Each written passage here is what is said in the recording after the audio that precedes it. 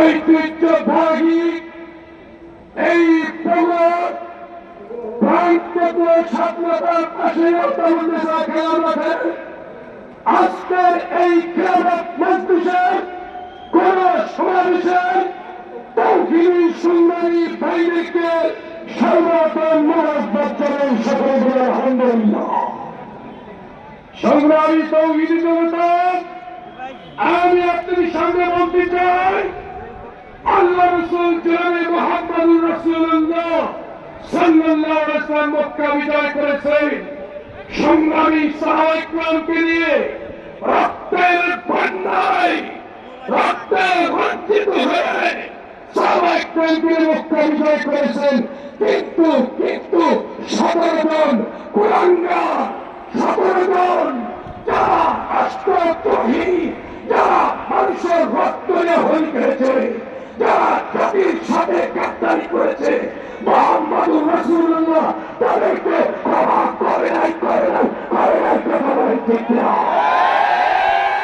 তাই এদেশে স্বৈরশাসকের নামে যেই কালের সরকার তার কুলাঙ্গার মন্ত্রী এমপিরা এবং তাদের ওই বসার নেতারা যে সমস্ত অন্যায় আবিষ্কার করেছে, খেলাফত মজলিস, বাংলাদেশ হেফাজত ইসলাম, বাংলাদেশ তৌহিদি জনতা, আমরা ক্ষমা করি না।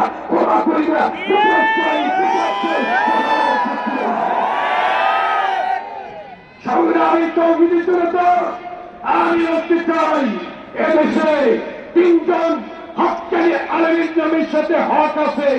একজন আল্লামা শামসুল হক ফরিদপুরি, নাম্বার 2 মুফতি ফজলুল হক আমিনী, নাম্বার 3 আল্লামা শাইখুল হক আজিজুল হক। কথা বলেন ঠিক কিনা?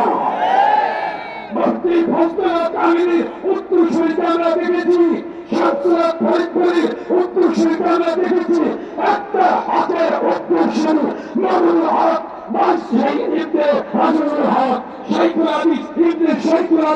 এই হকের সাথে নিয়ে আমরা হকের পতাকা, কালিমার পতাকা এদেশে উত্তরের পরিচালনা পরিচালনা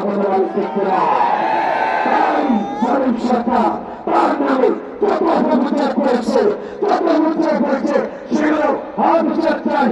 ভুল মানুষকে ভুল বোঝান মিলে ভাইরা, আপনারাও সচ্ছল হন। বিসমিল্লাহ ওয়া রাহমাতুল্লাহি ওয়া রাহমাতুল্লাহি ওয়া বারাকাতুহু।